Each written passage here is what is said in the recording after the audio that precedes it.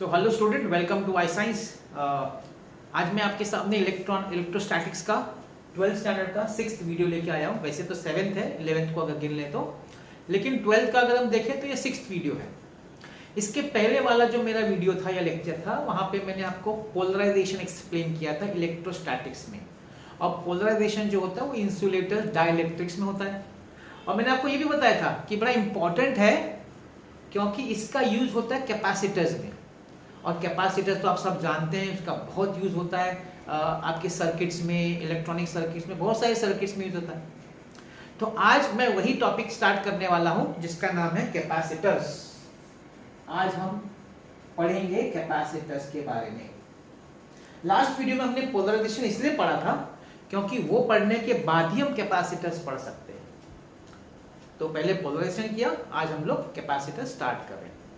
अब कैपेसिटर्स क्यों इतना इंपॉर्टेंट है, क्यों बोलते हैं कि कैपेसिटर बहुत इंपॉर्टेंट डिवाइस है? इसके पीछे कारण यह है कि कैपेसिटर ही वो डिवाइस है, एक अकेला डिवाइस है जो इलेक्ट्रिकल एनर्जी को स्टोर कर सकता है। Stores electrical energy.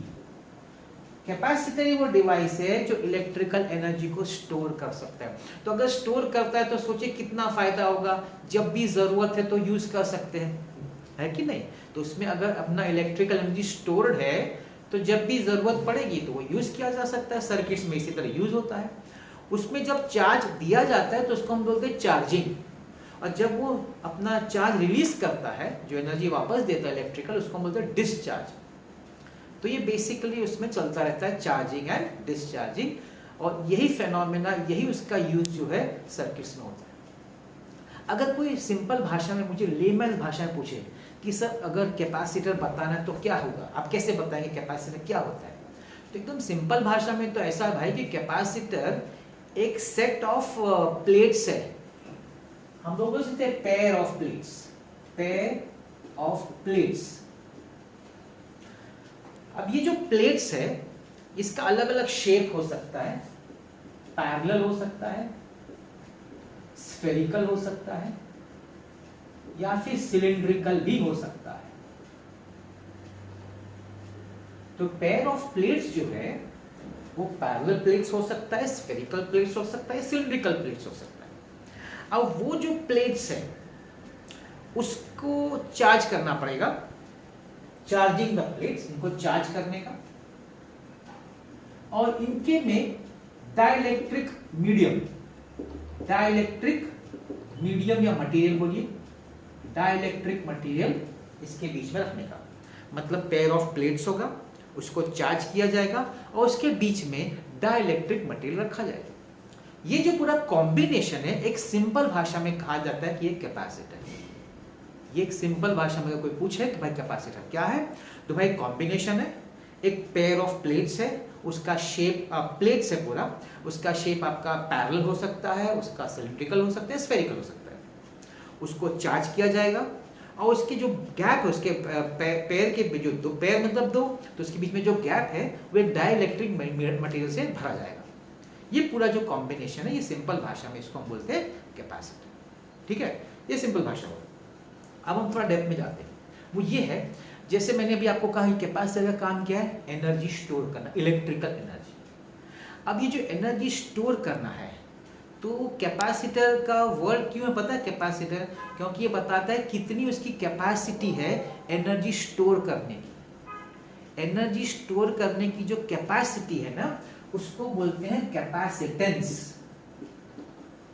उसको हम बोलते हैं कैपेसिटेंस, डिनोटेड बाय सी। ये सबसे इंपॉर्टेंट टर्म है। कैपेसिटर का सबसे इंपॉर्टेंट टर्म है कैपेसिटेंस सी, जो एक्चुअली आपको बताएगा कि एक गिवन कैपेसिटर कितना इलेक्ट्रिकल एनर्जी स्टोर कर सकता है। तो ये टर्म को एक्सप्लेन करने के लिए, कैपेसिटेंस को एक्सप्लेन करने के लिए मैं आपको सिंपल एक एक्सपेरिमेंट या एक सिस्टम बताता हूं कैसे कर सकते हैं। इसके लिए क्या करना है, हम लोग दो सपोज पैरेलल प्लेट ले लेते हैं, दो पैरेलल प्लेट। अभी मैंने आपको बोला 3 तरह के हैं, लेकिन हम लोग इस चैप्टर में जनरली पैरेलल प्लेट्स की बात करेंगे। ठीक है, अब 2 पैरेलल प्लेट्स हैं, एक सपोज प्लेट पॉजिटिव चार्ज है और एक नेगेटिव चार्ज है। मतलब इसको मैं प्लस क्यू से डिनोट कर सकता हूँ, इसको मैं माइनस क्यू से डिनोट कर सकता हूँ। ठीक है, इनका एरिया ए है सपोज, इनका लेट से इसका पोटेंशियल V1 है, इसका पोटेंशियल V2 है, तो दोनों के बीच में जो पोटेंशियल डिफरेंस है that is V1 minus V2, ये पोटेंशियल डिफरेंस है दोनों के बीच में, और इनके बीच में कोई डिस्टेंस हो सकता है, सपोज लेट से स्मॉल d। ओके, अब ये पॉजिटिव और नेगेटिव की वजह से आप ये बात मानते हैं कि अंदर एक इलेक्ट्रिक फील्ड क्रिएट होगा, ये जो इलेक्ट्रिक फील्ड होगा उसका डायरेक्शन होगा पॉजिटिव टू नेगेटिव। अब ये किस पे डिपेंड करेगा? इलेक्ट्रिक फील्ड डिपेंड करेगा चार्ज पे, कितना चार्ज दिया गया है दोनों प्लेट्स को, वो चार्ज जितना ज्यादा चार्ज होगा उतना ज्यादा आपका इलेक्ट्रिक फील्ड होगा। ठीक है, अब बात करते हैं पोटेंशियल डिफरेंस की। आपका जो पोटेंशियल डिफरेंस V है, इसका डेफिनेशन याद करिए, चैप्टर में हमने आगे किया है। Potential difference V is defined as the work done, एक चार्ज, यूनिट चार्ज को मूव कराने में। अगर सपोज एक यूनिट चार्ज है प्लस Q, इसको मैं मूव करा रहा हूं, ये सपोज प्लेट नंबर 2 है, प्लेट नंबर 1 है, प्लेट नंबर 2 से प्लेट नंबर 1 मैं मूव अगर कराना चाहता हूं, मुझे वर्क करना पड़ेगा, क्योंकि पॉजिटिव अगर पॉजिटिव की तरफ जाएगा तो रिपेल करेगा, I have to do work.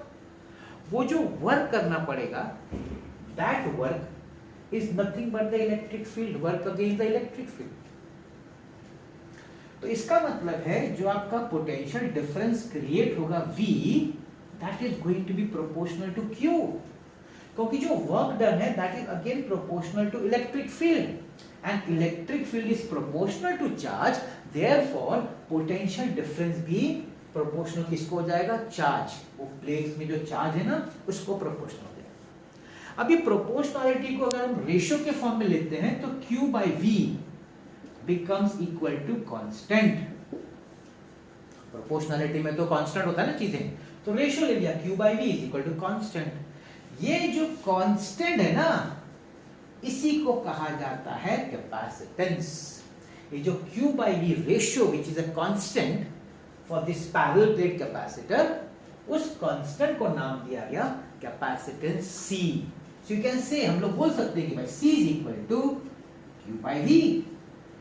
इस तरीके से आपका कैपेसिटेंस का टर्म इंट्रोड्यूस हुआ है, C is equal to Q by V। अब Q क्या है भाई? Q का यूनिट क्या है? Q का यूनिट तो सर कूलम है, करेक्ट। V का यूनिट क्या है? V का यूनिट तो वोल्ट है, मतलब कैपेसिटेंस का यूनिट अगर बोला जाए तो कूलम पर वोल्ट है। लेकिन एक साइंटिस्ट है जिसका नाम है हेनरी फेरेड, उसके ऑनर में इस यूनिट का नाम पड़ गया फेरेड, FARAD, कैपिटल F। तो कैपेसिटेंस का जब भी यूनिट बात होगा तो जनरली फैरेड में बोलते हैं, कूलम पर वोल्ट कोई बोलता नहीं है। ठीक है, अब ये नया क्वांटिटी है तो इसका अगर आपको डायमेंशन लिखना है, सपोज डायमेंशंस, तो आपको डायमेंशन निकालने तो आता है, आपने पढ़ा है, 2 साल से पढ़ रहे हैं। L raised to -2, M raised to -1, T raised to 4, A square, ये दिया हुआ टेक्स्ट में आप निकाल सकते हैं। आप 2 साल से पढ़ रहे हैं कैसे निकालने का, मैंने सिर्फ आपको बता दिया है, आप निकाल लीजिएगा, वो तो बहुत बड़ी बात नहीं है क्योंकि आपने बहुत जगह निकाला हुआ है, आपने सीखा है निकालना।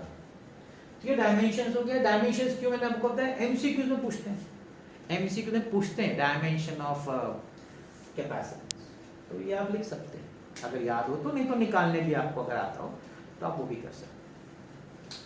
इसमें कुछ स्मॉलर यूनिट में, अभी जो कैपेसिटेंस है ना बहुत कम होता है, फैरेड में नहीं होता, बहुत कम होता है। तो जैसे कि हो गया एक 1 माइक्रो फैरेड, आप जानते हैं ना 10⁻⁻⁶। फिर कोई बोलेगा 1 पिको फैरेड 10⁻⁻12, 1 नैनो फैरेड 10⁻⁹। मतलब ये सब अलग अलग स्मॉलर यूनिट्स हैं।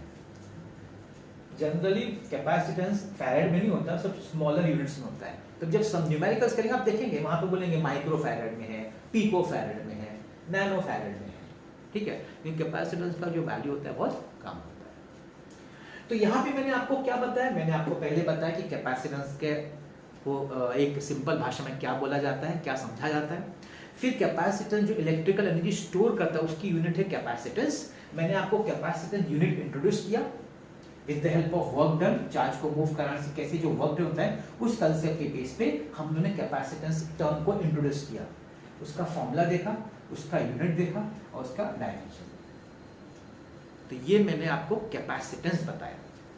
अब नेक्स्ट टॉपिक बनता है प्रिंसिपल ऑफ अ कैपेसिटर। अब मैं जो आपको नेक्स्ट टॉपिक बताने वाला हूं वो है प्रिंसिपल ऑफ कैपेसिटर। मतलब मेरा जो कैपेसिटर जो काम कर रहा है उसके पीछे का वर्किंग क्या है, उसके पीछे का सोच क्या है, प्रिंसिपल क्या है।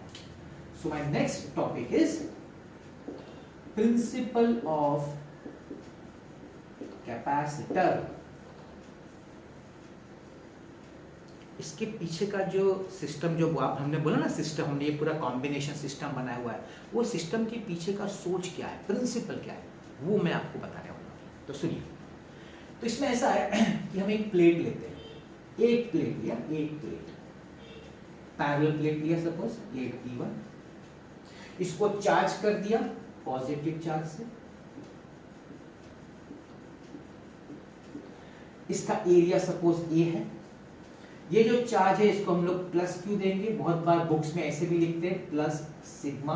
याद करिए सिग्मा सिखाया मैंने आपको, सरफेस चार्ज डेंसिटी है कि नहीं, सरफेस चार्ज डेंसिटी, इसको कैसे लिखते हैं, Q by A, charge distributed per unit area. इसको प्लस क्यू से भी लोग डिनोट करते हैं, मतलब प्लस क्यू लिखिए प्लस सिग्मा, जो भी दोनों का मतलब, क्योंकि ये देखिए प्लेट है, ये लाइन नहीं है, ये प्लेट है, प्लेट अंदर जा रही है, पूरा पैरेलल मतलब प्लेट है, पूरा स्ट्रक्चर है जो कि अंदर जा रही है पूरा। तो इट इज 2 डायमेंशनल, पतला सा थिन है लेकिन पूरा प्लेट है।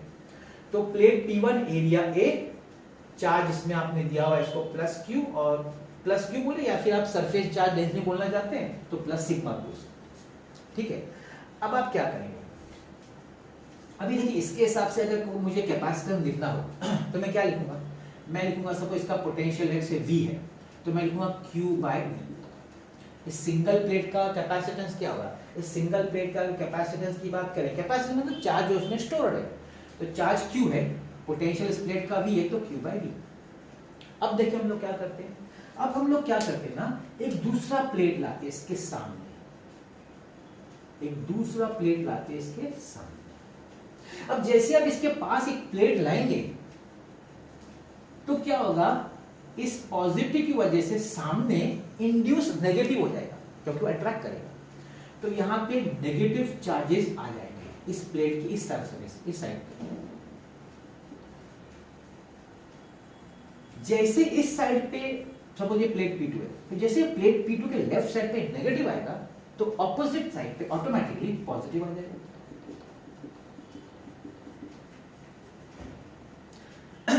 अभी इस नेगेटिव की वजह से इस पूरे कॉम्बिनेशन का या प्लेट P1 का पोटेंशियल रिड्यूस हो जाएगा क्योंकि ये नेगेटिव हो गया, लेकिन जैसे पॉजिटिव इधर डेवलप हुआ तो वापस बढ़ जाएगा।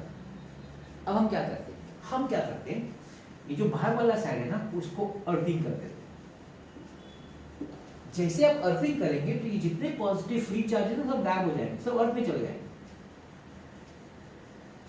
अर्थ में चले, अर्थ में चले जाने से क्या हो जाएगा, पोटेंशियल रिड्यूस हो जाएगा। सपोज वो पोटेंशियल V1 हो गया, नाउ द न्यू पोटेंशियल या potential difference, now the new potential difference जो पहले V था अब हो जाएगा V माइनस V1, क्योंकि वो पॉजिटिव निकल गया तो इस नेगेटिव की वजह से पोटेंशियल प्लेट P1 का रिड्यूस हो गया है, now it is V minus V1। तो अब इस नए कॉम्बिनेशन का capacitance C1 will be Q upon V minus V1। पहले था Q upon V, अब है Q upon V minus V1। हमने डिनोमिनेटर रिड्यूस कर दिया है। अगर मेरा डिनोमिनेटर रिड्यूस हो गया इसका मतलब मेरा वैल्यू बढ़ गया, मैंने कैपेसिटर बढ़ा दिया। इस सिस्टम का जो कैपेसिटेंस है, जो एनर्जी स्टोर करने की कैपेसिटी है, मैंने बढ़ा दी। कैसे बढ़ाई, मैंने दूसरा प्लेट उसके सामने रख के उसको अर्थिंग करके बढ़ाई। यही है principle of capacitor. This is principle of capacitor कि एक सिंगल प्लेट के सामने दूसरा प्लेट लाओ, उस पर नेगेटिव चार्ज इंड्यूस करो और दूसरा जो पॉजिटिव हो रहा है उसको अर्थिंग करो, उसको हटा दो, वहां से सीन से हटा दो। तो जैसे आप उसको सीन से हटा देंगे आपका जो पोटेंशियल रिड्यूस हो गया because of this negative charges, उसकी वजह से इस पूरे जो कॉम्बिनेशन आपके सामने है ना, इसका कैपेसिटेंस बढ़ जाएगा, बढ़ जाता है कैपेसिटेंस। यही प्रिंसिपल ऑफ कैपेसिटर। इसका सिंबल ऐसे दिखाया जाता है, ध्यान से देखिएगा, दो पैरेलल लाइन दिखा जाती है जो कि सेम लेंथ की होनी चाहिए।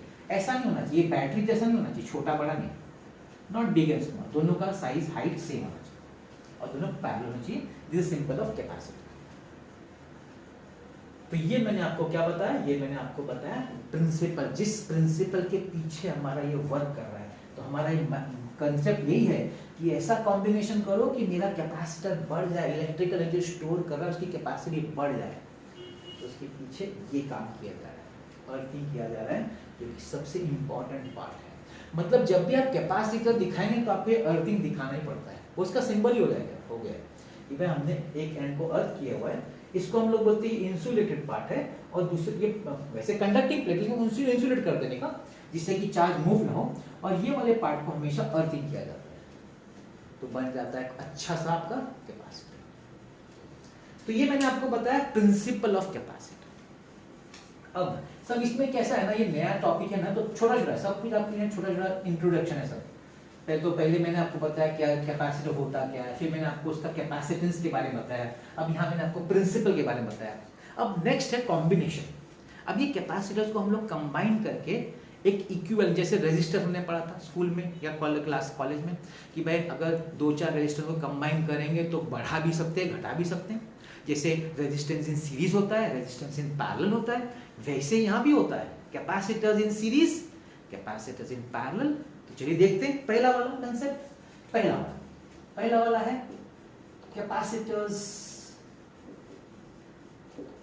कैपेसिटर्स इन सीरीज, इसकी बात करते हैं, है ना। कैपेसिटर इन सीरीज मतलब कैसा होगा, देखिए ये आपका एक कैपेसिटर है,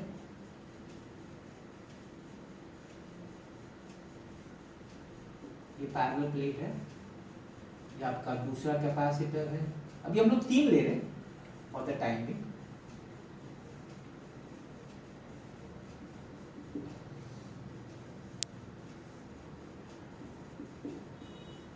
तीन कैपेसिटर्स है सीरीज में। सीरीज कैसे पता चला, सीरीज पहला जहां पे खत्म होता है, दूसरा वहां पे कनेक्ट होता है, फिर तीसरा, ये इसको सीरीज बोलते हैं। लास्ट वाले को अर्थिंग करते हैं। अगर आप यहाँ पे चार्ज Q देंगे तो इसको प्लस Q मिलेगा, इसको माइनस Q मिलेगा, और सेम सबको सेम मिलेगा। क्यों सेम मिलेगा, क्योंकि सीरीज है इसलिए सेम मिलेगा। तीनों कैपेसिटर्स को सेम चार्ज मिलेगा क्योंकि सीरीज में है। लोग ऐसे भी दिखाते हैं, और जैसे मैंने बोला लोग प्लस सिग्मा माइनस सिग्मा भी दिखाते हैं। आगे हर एक का टर्मिनल्स अलग अलग है, तो हर एक का जो पोटेंशियल डिफरेंस होगा वो अलग अलग, V1, V2 एंड V3, तीनों के अक्रॉस जो पोटेंशियल अलग होगा, और तीनों का मिला के नेट पोटेंशियल V होगा। ठीक है ना। तो आई होप ये आपको कॉम्बिनेशन समझ में आ गया। दिस इज कैपेसिटर, हम लोग 3 लिया हुआ है, 3 capacitors connected in series. Charges सब में सेम रहेगा, लेकिन सबका जो पोटेंशियल रहेगा अलग अलग रहेगा। तो इसका मतलब जो टोटल पोटेंशियल V है ना, that should be equal to V1 plus V2 plus V3, है कि नहीं। अभी कैपेसिटेंस का हमारे पास क्या फॉर्मूला है, capacitance is equal to Q by V। तो therefore what will V equal to, can I write Q by C। तो यहां पे मैं लिखूंगा Q by C is equal to, Q तो सेम है, Q कैपेसिटेंस चेंज होता जाएगा तो सबका पोटेंशियल्स अलग अलग है, तो Q by C1 plus Q by C2 plus Q by C3, Q से डिवाइड कर दो, divide by Q, 1 upon C is equal to 1 upon C1 plus 1 upon C2 plus 1 upon C3. This is the equivalent capacitance for 3 capacitors connected in series. ऐसे n हो गए, for n, suppose n capacitors है आपके, suppose you got n capacitors, तो 1 upon C equivalent will be equal to 1 upon C1 plus 1 upon C2 plus 1 upon C3 plus 1 upon Cn। याद रखिएगा series में confuse मत होइएगा। Resistance है ना, resistance की बात करेंगे ना तो रेजिस्टेंस में पैरेलल में फॉर्मूला आता है, जबकि कैपेसिटर्स की जब बात करेंगे तो कैपेसिटर की ये फॉर्मूला सीरीज में देता है। तो रेजिस्टर्स और कैपेसिटर में कंफ्यूजन नहीं होना चाहिए। इसमें कोई बोल सकता है कि suppose C1 is equal to C2, सब सेम है, सपोज सबका कैपेसिटी हमने अलग अलग लिया ना, सब सेम है सपोज, है ना। तो सब अगर सेम है, इक्वल टू C है सपोज, तो 1/C इक्विवेलेंट क्या हो जाएगा, सबका ऐड हो जाएगा n टाइम्स हो जाएगा n/C इक्विवेलेंट हो जाएगा, और इन्वर्ट एंडो करेंगे तो CQ is equal to C/n। ये कब होगा पता है, अगर हर एक का कैपेसिटेंस सेम होगा तब, जो कि जनरली नहीं होगा। तो ये है कैपेसिटर्स इन सीरीज। नेक्स्ट क्या होना चाहिए, नेक्स्ट हम लोग देखेंगे capacitors in parallel. Let's see the next one, capacitors in parallel. अब इसका कनेक्शन कैसा होगा, ये सीरीज समझ गया आपको। देखिए पैरेलल कैसा रहेगा, ये तो जैसे पैरेलल रेजिस्टर्स होता है वैसे ही पैरेलल कैपेसिटर को वैसे ही कनेक्ट किया जाता है। ये 3 हो गया, ठीक है।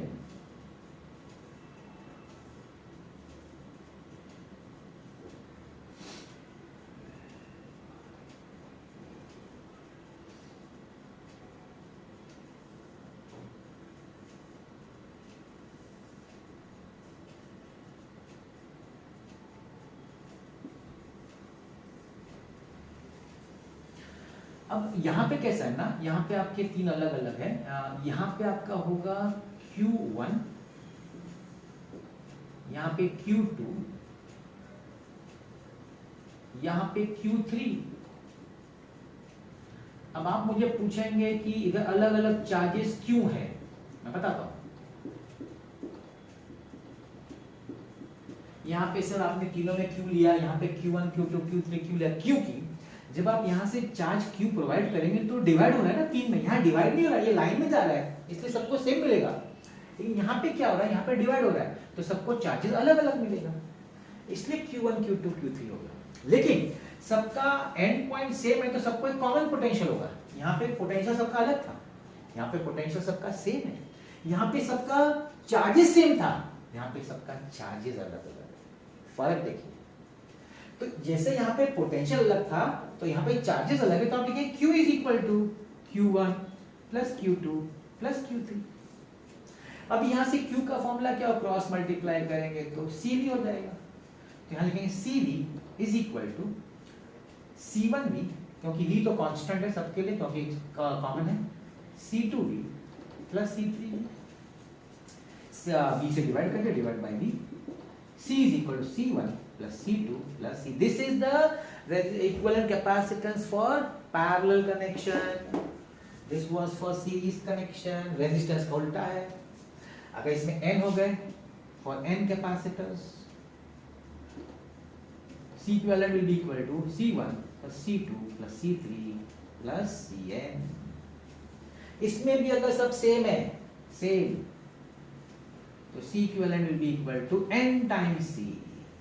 देख रहे हैं आप, यहाँ पे आपका कॉम्बिनेशन का इक्विवेलेंट घट जाएगा, कैपेसिटेंस घट जाएगा, यहाँ पे कैपेसिटेंस बढ़ जाएगा।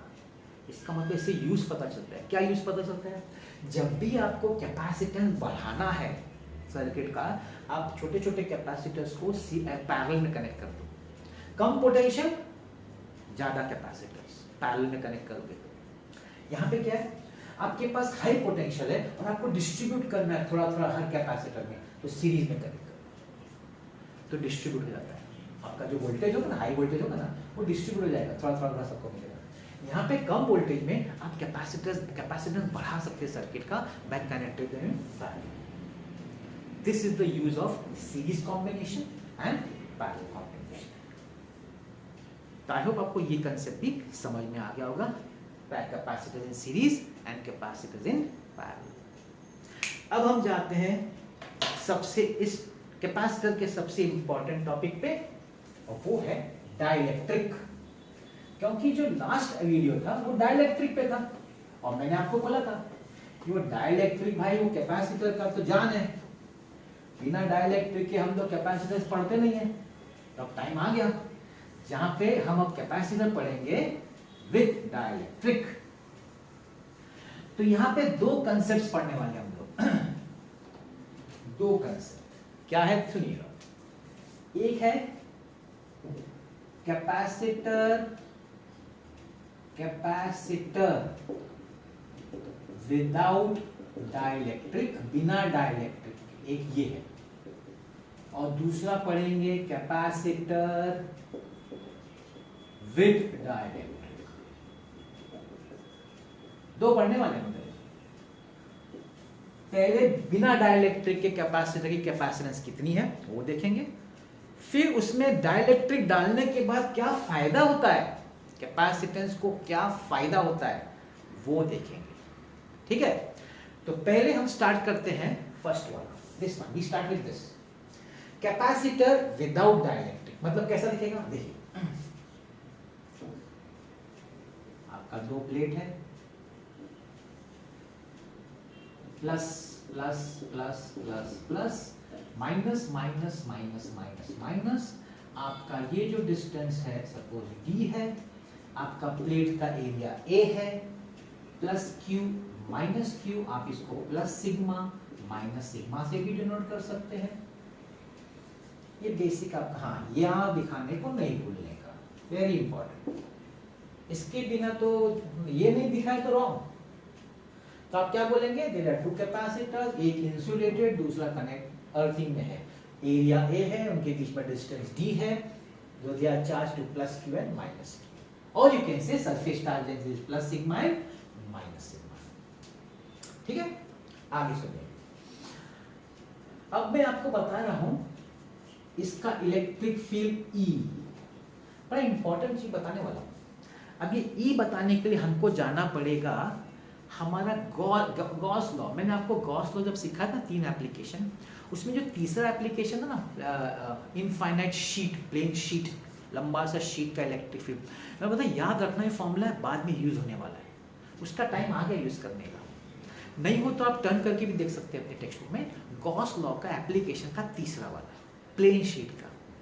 उसमें जो इलेक्ट्रिक फील्ड था ना, बिकॉज ऑफ प्लेन शीट, क्योंकि ये शीट है ना, ये जो आपका प्लेट है शीट जैसा है, पतला सा शीट है, लंबा सा शीट है, तो इसकी वजह से जो इलेक्ट्रिक फील्ड होगा, इस शीट की वजह से जो इलेक्ट्रिक फील्ड होगा, E is equal to sigma upon epsilon naught, 2 epsilon naught. देख लीजिए आपके पास ये फॉर्मूला होना चाहिए, sigma upon 2 epsilon naught, electric field due to a infinitely large plane sheet. बड़ा चार्ज प्लेन शीट अगर होगा तो उसकी वजह से जो इलेक्ट्रिक फील्ड होता है उसका ये फॉर्मूला है। पहली बात तो ये बताना है, ये समझ गया। अब मैं आपको एक्सप्लेनेशन करता हूं। अब देखिए टेक्स्ट बुक वालों ने क्या बोला है कि बाहर, ये जो एरिया में यहाँ लिखे हो side area, outside of plates electric field is 0। बोलते हैं यहाँ पे और यहाँ पे इलेक्ट्रिक फील्ड 0 है। बताता हूँ कैसे, ध्यान से देखिएगा। अब आप अगर यहाँ ले, ये पॉजिटिव है ना, तो पॉजिटिव का इलेक्ट्रिक फील्ड का डायरेक्शन इस फ्रॉम द पॉजिटिव होता है, इस तरफ होगा, और ये नेगेटिव प्लेट की वजह से इलेक्ट्रिक फील्ड का डायरेक्शन राइट साइड होगा, मतलब दो अपोज करेगा। मतलब आप बोल सकते E is equal to sigma upon 2 epsilon naught minus sigma upon 2 epsilon naught which is 0। दोनों ऑपोजिट है भाई, पॉजिटिव की वजह से it is going toward the left, negative की वजह से coming toward the right, they will cancel each other, so 0। Same thing over here, same thing over here. यहाँ क्या होगा, नेगेटिव की वजह से वो नेगेटिव की तरफ जाएगा, पॉजिटिव से आगे जाएगा, इसका भी 0। तो मेंशन करना पड़ेगा कि electric field outside the plate is 0 and you have to show it like this. Now we go inside the plate, electric capacity के अंदर जाते हैं हम लोग।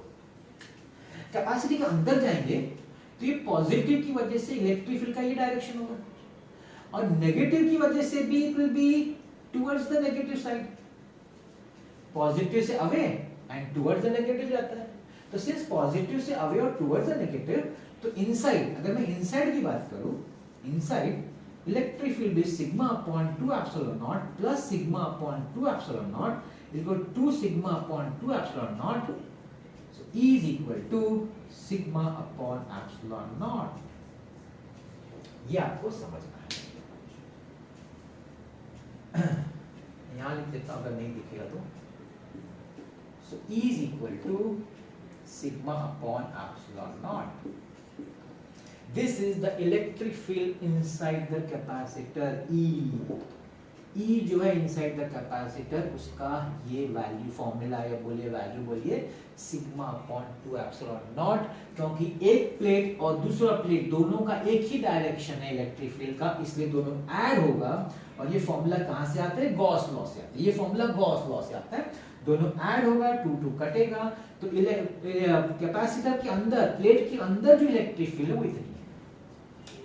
अब आप इसको ऐसे भी लिख सकते हैं ना, सिग्मा, सिग्मा के बारे में मैंने बताया, sigma is equal to Q upon A, अपना एरिया ए है प्लेट का, तो आप इसको ऐसे भी लिख सकते हैं, Q upon A epsilon not. You can very well right like this, this is the electric field, Q upon A epsilon not, simple.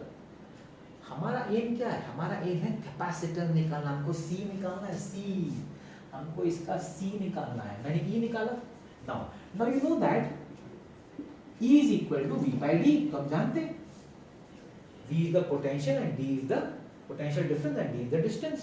So V is equal to ED. E हमने निकाला है, Q upon A epsilon naught into D. This is my V. जैसे आपको V मिला, now you can find your capacitance Q by V. So C will be equal to Q upon V का value कितना आया? Q upon A epsilon naught into D. Q Q cut, A epsilon ऊपर जाएगा, A epsilon naught upon D. This is the formula for capacitance for capacitor without dielectric. बिना dielectric के अगर आपका capacitor है तो उसका जो कैपेसिटेंस होगा उसका ये फॉर्मूला होगा A epsilon naught upon D. What is A? A is the area of the plate. What is D? D is the distance between the two plates. Epsilon naught को आप जानते हैं, permittivity of free space. ये formula capacitance का किसके लिए है? वो पैरेलल प्लेट जिसमें डाइलेक्ट्रिक नहीं है बीच में। अब सेकंड में हम क्या करने वाले हैं? सेकंड में हम डाइलेक्ट्रिक डालने वाले हैं। We are going to put the dielectric. I try to do together, दोनों का मैं कोशिश करता हूं। इसका डायग्राम देखिए कैसा होगा डाइलेक्ट्रिक का। आपका ये दोनों तो डायग्राम सेम ही रहेगा, स्टार्टिंग का तो सेम रहेगा, मतलब इधर plus plus plus, minus minus minus minus minus, plus Q minus Q, plus sigma minus sigma, plate का एरिया ए, डिस्टेंस डी। हाँ, अभी अलग चीज क्या होने वाली? अलग चीज होने वाली है कि अंदर हम एक डाइलेक्ट्रिक मटेरियल स्लैब डालने वाले हैं। अंदर हम एक डाइलेक्ट्रिक स्लैब डालने वाले हैं। अच्छा, यहां मैं बताना शायद भूल गया, इसके बीच में क्या है पता है? इसके बीच में इंसुलेटिंग, जैसे एयर हो सकता है, ग्लास हो सकता है, माइका हो सकता है, मतलब कोई इंसुलेटिंग मटेरियल होना चाहिए। शायद मैं बताना भूल गया, यहाँ पे कोई भी इंसुलेटिंग मटेरियल होना चाहिए। It could be air, it could be glass, it could be mica, anything like this. और यहाँ पे तो स्लैब रखा है डाइलेक्ट्रिक। याद करिए कल वाला मतलब लास्ट वीडियो जब भी आपने देखा हो, उस वीडियो में हमारा स्लैब है, डाइलेक्ट्रिक स्लैब, यानी polar dielectric, non polar dielectric, वो उसकी मैं बात कर रहा हूँ। जहाँ पे याद करिए इलेक्ट्रिक फील्ड में रखते तो मॉलिक्यूल डिस्टॉर्ट हो जाता है या फिर वो अलाइन हो जाता है, मैं उसकी बात कर रहा हूँ। ये वो डाइलेक्ट्रिक स्लैब है। अब जैसे आप इसके एक्सटर्नल, अभी यहाँ पे इलेक्ट्रिक फील्ड है, ये इलेक्ट्रिक फील्ड का डायरेक्शन है ई का। अब यहाँ पे हम इसको ई नॉट देंगे, यहाँ पे हमने ई दिया था। देखिए मैं आपको साथ में क्यों करा पता है? आपको दोनों में फर्क दिखे, इसलिए मैं चाहता हूँ कि दोनों साथ में रहेगा तो आपको फर्क मालूम पड़ेगा। ई नॉट क्यों दिखा रहा हूँ? क्योंकि दो ई आने वाला है, एक तो ओरिजिनल वाला और अभी स्लैब की वजह से भी आने वाला है। इसलिए जो यहाँ पे ई है ना, वो यहाँ पे हम लोग इसको ई नॉट लिखेंगे, याद रखिए बात, ठीक है। अब जैसे आपने डाइलेक्ट्रिक स्लैब निकाला, याद करिए वीडियो, लास्ट वीडियो। अब इसकी वजह से क्या होगा? वो जो अलाइनमेंट होगा, मॉलिक्यूल्स का सब अलाइनमेंट, डाइपोल मोमेंट्स होगा, डाइपोल क्रिएट होगा। अब उसकी वजह से क्या होगा? यहाँ पे आपके पॉजिटिव बन जाएंगे और यहाँ पे नेगेटिव आ जाएगा, अपोज करेगा ना, याद करिए अपोज करता है। डाइलेक्ट्रिक में अरेंजमेंट ऐसा, अलाइनमेंट ऐसा होता है कि वो डाइलेक्ट्रिक एक्सटर्नल इलेक्ट्रिक फील्ड को अपोज करता है, इट अपोजेस। और उस वीडियो मैंने ये बताया था कि अपोज करके अंदर एक जो इलेक्ट्रिक फील्ड क्रिएट होगा वो अपोजिट होगा, जिसको हम लोगों ने बोला था ईपी, याद है? EP, polarising field, polarisation field, इसको हम बोलते हैं पोलराइजेशन फील्ड। ये हमारा इलेक्ट्रिक फील्ड ओरिजिनल। और जो स्लैब में होता है, जो इसको अपोज करता है, उसको हम बोलते हैं पोलराइजेशन फील्ड, ईपी। तो ये आपको पहले दिखाना पड़ेगा डायग्राम में पूरा, और ये लिखना ही पड़ेगा। जैसे हम डाइलेक्ट्रिक स्लैब डालेंगे तो ये पोलराइज हो जाएगा। पोलराइज कैसे होगा? पोलराइज ऐसे होगा कि जिस तरफ प्लेट का नेगेटिव, वहां से पॉजिटिव आ जाएगा, जिस तरफ पॉजिटिव, अच्छा यहाँ मैं नहीं लिखा, देखिए ये चीज भूलने का नहीं प्लीज, जहाँ पे पॉजिटिव प्लेट है वहां पे डाइलेक्ट्रिक का नेगेटिव आ जाएगा। तो डाइलेक्ट्रिक का जो इलेक्ट्रिक फील्ड है, जिसको पोलराइजेशन फील्ड बोलते हैं, वो ओरिजिनल इलेक्ट्रिक फील्ड को अपोज करेगा। इतना सब आपको बताना पड़ेगा। अब मैं इसका डेरिवेशन पार्ट बोलता हूँ। डेरिवेशन में क्या होगा, ये जो आपने लिखा है ना, आपको वापस लिखना पड़ेगा। मैं इसको ब्लू से लिखता हूँ तो पता चलेगा कि हम लोग अलग वाला पार्ट कर रहे हैं। तो आपको लिखना पड़ेगा ई नॉट, फॉर्मूला यही रहेगा। फॉर्मूला क्या रहेगा?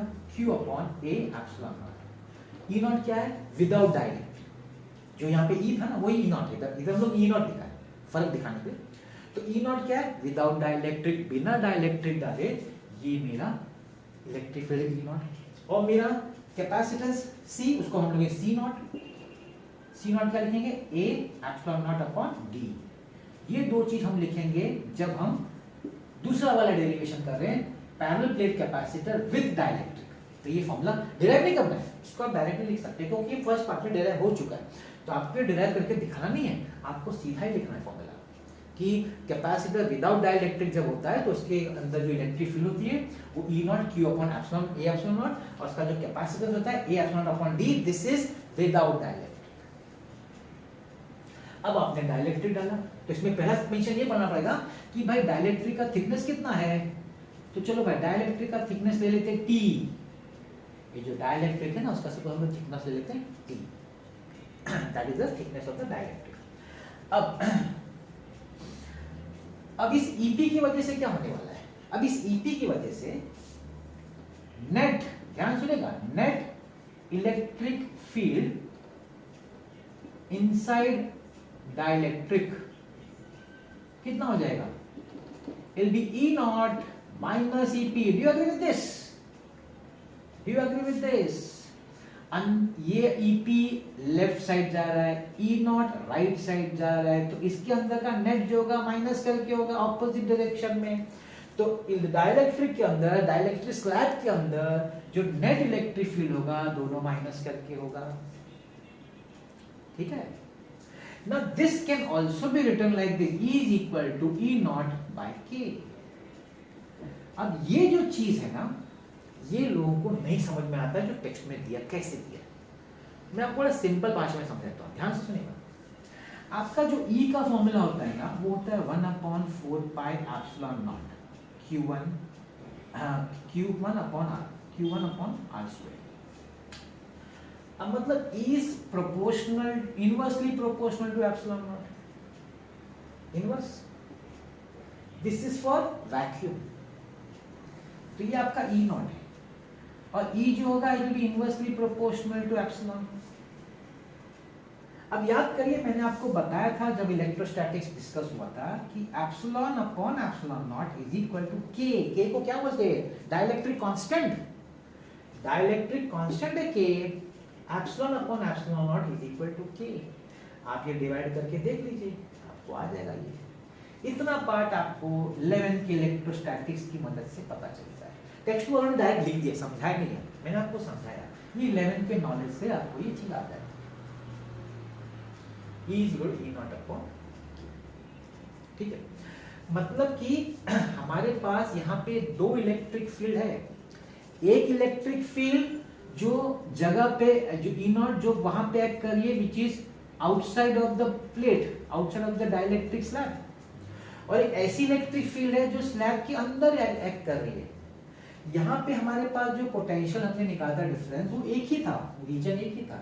यहाँ दो रीजन है, तो यहाँ पे जब हम पोटेंशियल निकालेंगे तो एक तो ये होगा जो एक्स्ट्रा बाहर का रीजन है E नॉट, कितना रीजन है? टोटल D है, प्लेट का थिकनेस, स्लैब का थिकनेस T है, वो माइनस कर दो तो D minus T। This is for the portion other than the slab, plus inside the slab E into T। अंदर का इलेक्ट्रिक फील्ड E और thickness T। Please understand this. यहाँ पे देखिए मैं दोनों साथ में कंपेयर कर रहा हूँ, यहाँ पे मेरा V तो था सिर्फ इतना ही था, यहाँ पे भी दो जगह का, एक ये पोर्शन का जो स्लैब को छोड़ के वो कितना है, D में से T माइनस करो वो ये है, और एक पोर्शन है अंदर वाला जो कि E इंटू थिकनेस T है। This is equal to E naught D minus T plus E को आप लिख सकते हैं E naught by K into T, ठीक है। E नॉट को कॉमन निकाल लीजिए, E naught D minus T plus T by K।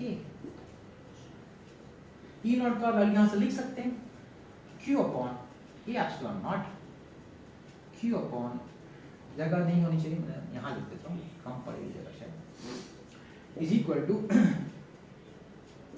A epsilon naught upon D minus T plus T by K। This is my V। जब आपको V मिल जाता है उसके बाद आप कैपेसिटेंस निकाल सकते हैं, तो हमारा नेक्स्ट काम क्या हो जाएगा, कैपेसिटेंस C निकालना। C का फॉर्मूला क्या है, Q by V। Q by V है Q नहीं लिखा मैंने यहाँ पे, E नॉट की जगह पे Q upon A epsilon not, ये रॉन्ग हो गया शायद, sorry, Q upon A epsilon, I am sorry, यहाँ पे E नॉट का value Q upon A epsilon not है, तो Q upon A epsilon not, तो Q बाई V, तो V का आएगा Q upon A epsilon not D minus T plus T by K। Q cut, ये बात ऊपर आ जाएगा, A epsilon naught upon D minus T plus T by K। हाँ, ये डेरिवेशन है। This is the derivation for a parallel plate capacitor with dielectric. This is the derivation for parallel plate capacitor without dielectric.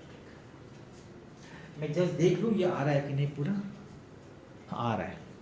मैं आपको ये चीज वापस समझा देता हूँ, सुन लीजिए।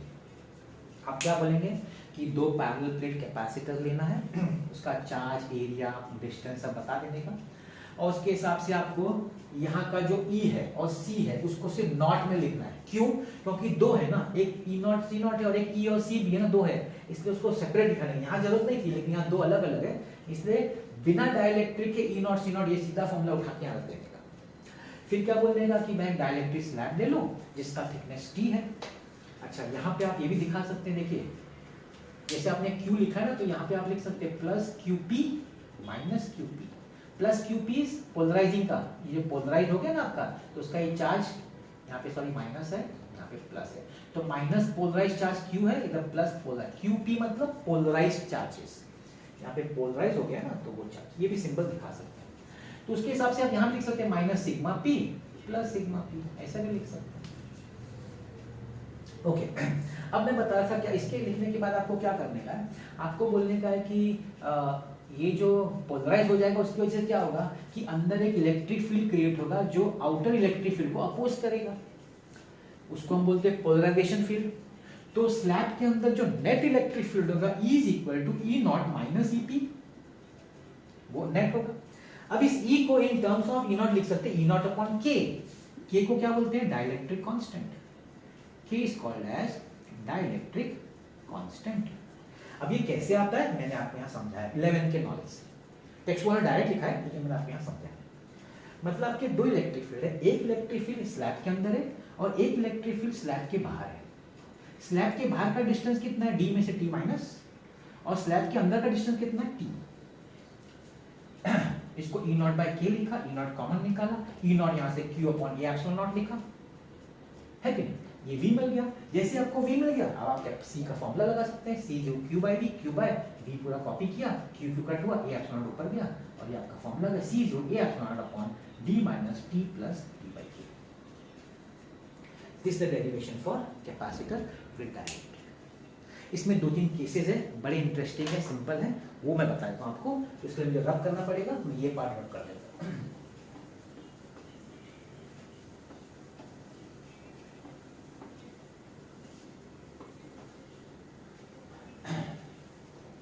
अब हम लोग पूरा डिस्कशन इस पे करेंगे, ये फॉर्मूला है जो विद डाइलेक्ट्रिक वाला है, C is equal to A epsilon naught upon D minus T plus T by K। ये हमारा मेन फॉर्मूला बन गया, किसके लिए, parallel plate capacitor with dielectric. अब इसमें कुछ केसेस है, देखिए इंटरेस्टिंग केसेस है। केस 1 क्या बोलता है कि आप अपना पूरा डाइलेक्ट्रिक है ना, सॉरी पूरा पैरेलल प्लेट है ना, पूरा भर दो डाइलेक्ट्रिक से। ये जो गैप है ना उसको ही मत छोड़ो, गैप ही मत छोड़ो, पूरा भर दो। मतलब क्या, मतलब कि आपका जो डी है ना वही टी है, पूरा भर दो। अब जैसे आप पूरा भरोगे तो क्या हो जाएगा, ये तो कट जाएगा, डी माइनस टी क्योंकि इक्वल है, और यहाँ डी आ जाएगा तो आपका सी कितना हो जाएगा, A epsilon naught upon D by K ऊपर आ जाएगा, C is equal to A epsilon naught upon D into K. ये कब, अगर आपने पूरा पैरेलल प्लेट को स्लैब से भर दिया तब। इसका फायदा देखिए क्या है। अब ए एप्सिलॉन नॉट अपॉन डी किसका फॉर्मूला है, A epsilon naught upon D, यहाँ पे वो लिखा हुआ है कि नहीं, ओरिजिनल सी का फॉर्मूला है, वो यहाँ नहीं है, एक्चुअली सी नॉट है, सी नॉट इनटू के। ये क्या बता रहा है, ये बता रहा है कि आप जब पूरा भर देंगे ना स्लैब, पूरा डाइलेक्ट्रिक को स्लैब से पूरा पैरेलल प्लेट को डाइलेक्ट्रिक स्लैब से भर देंगे, तो आपका जो नया कैपेसिटेंस होगा ना वो पुराने का के टाइम बढ़ जाएगा, काफी बढ़ जाएगा। ये इंपॉर्टेंस है डाइलेक्ट्रिक का। कैपेसिटर प्लेट्स के अंदर डाइलेक्ट्रिक को डालने का फायदा ये है कि उसकी कैपेसिटी बढ़ जाती है, तो देखिए के टाइम बढ़ जाती है। एक केस है, दूसरा केस और तीसरा केस मैं साइमल्टेनियसली डिस्कस करना चाहूंगा, इसमें जगह शायद कम पड़ेगी, एक मिनट।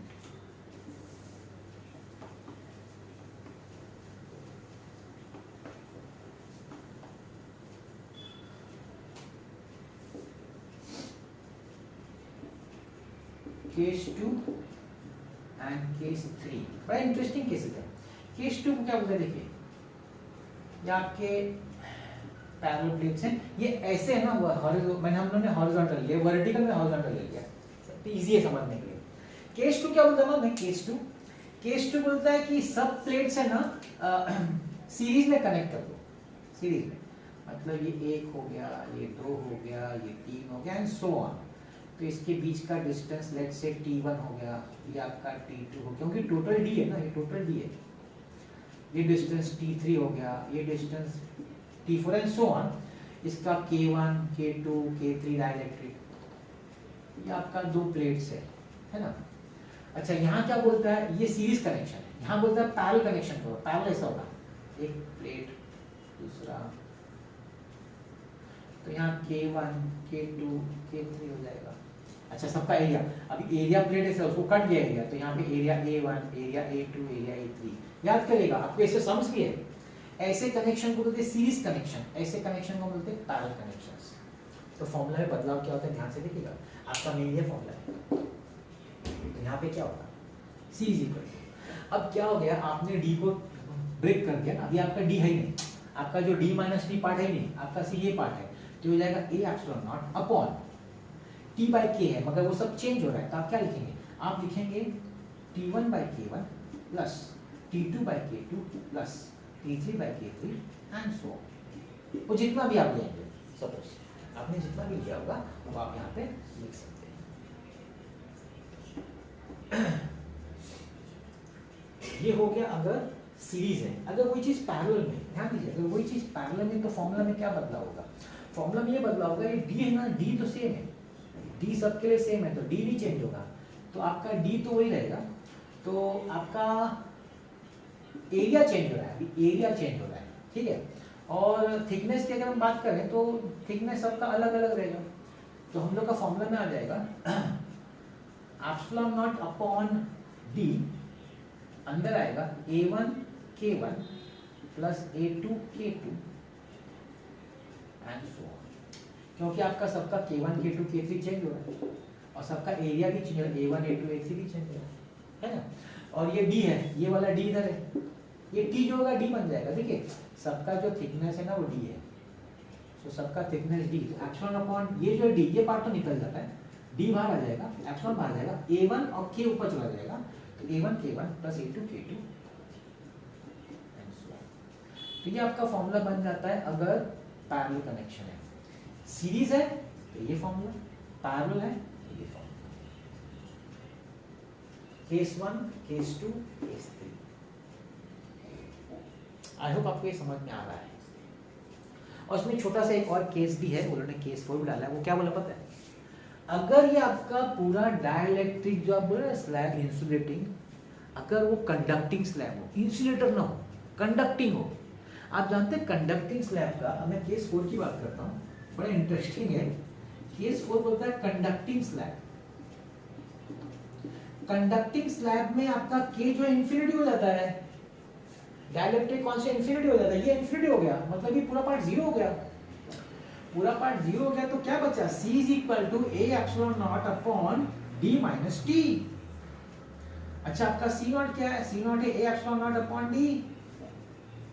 कंपेयर करो, डिवाइड कर दो, C upon C naught is equal to, इस पर डिवाइड करो, डिवाइड करोगे तो इधर से बचेगा ए epsilon naught upon D minus T divided by A epsilon naught upon D, ये कट जाएगा, D upon D minus T. देखिए जगह थोड़ा कम है तो थोड़ा प्लीज एडजस्टमेंट करना है।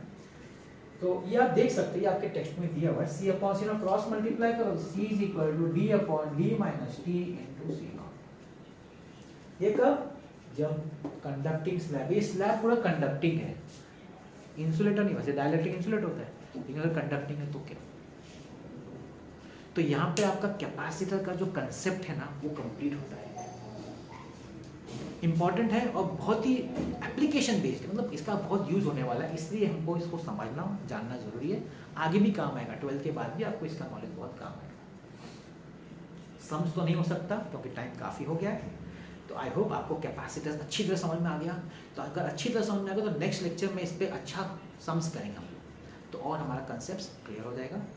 तो अगर आपको समझ में आ गया तो please don't forget to like, share and subscribe, and thank you so much for watching.